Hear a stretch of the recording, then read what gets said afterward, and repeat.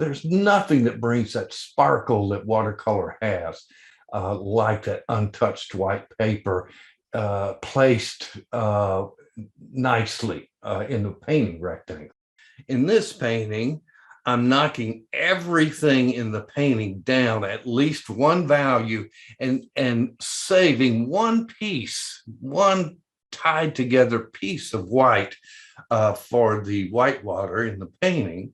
And kind of in a nutshell, this is kind of where I came in and was taught, you need a center of interest, you need to have a focal point, and the light can benefit us that way.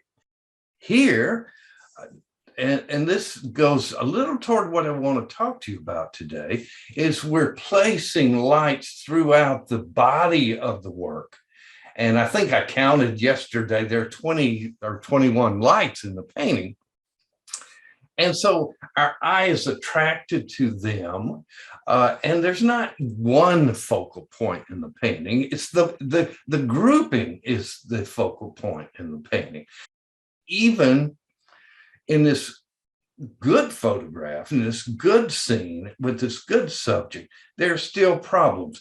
I would not have let this light go out the picture plane, that I just have the little top of the, I don't know that that's bad, but if it kind of draws us over in this area, and boy, I'd sure like to counterbalance if I was going to keep that, or I would just come in and place the light.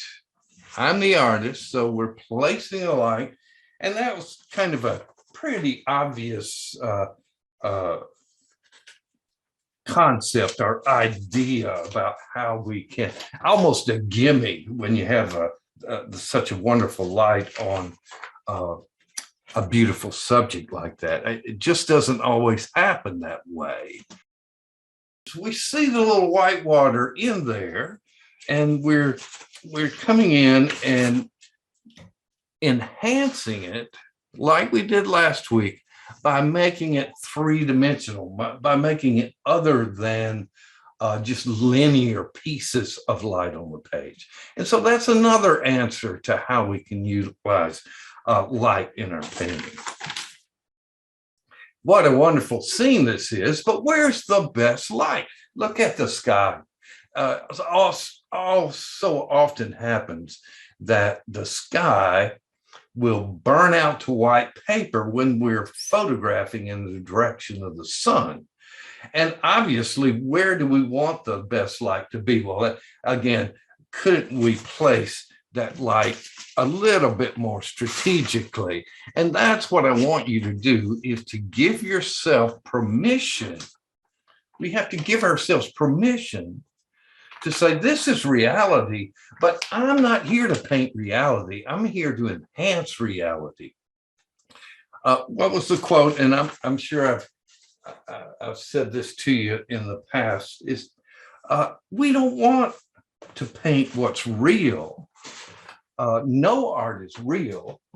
We want art to be better than real.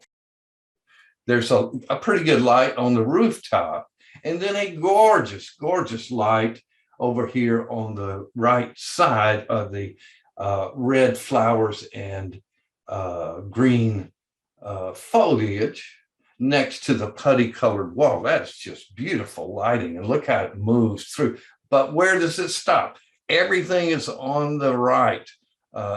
It doesn't continue on the left side. So first thing we do is recognize that that is an issue, that's a problem. And then we give ourselves permission. We decide how we're going to solve the problem. So by carrying the light over to the left side, we begin to balance the page a little more nicely. Hey, everybody, thanks for being with us. If you enjoyed the demo, give us a thumbs up and write a comment. And if this is the kind of content you're looking for in watercolor, please consider subscribing to our channel. It helps Martha and me out more than you know. Thanks again. See you soon. Here are one of my favorite subjects, the Mexican market. And Same problem in both situations.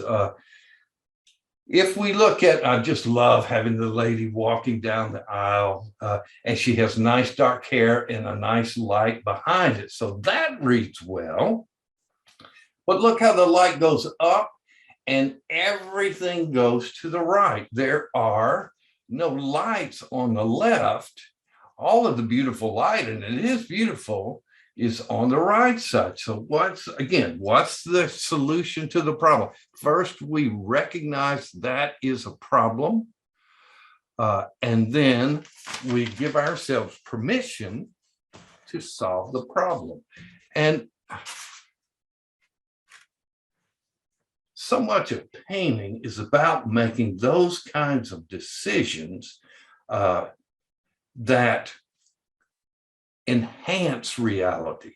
If we're going to, we use reality when reality suits our needs, but we alter reality when we recognize that reality visually has a problem.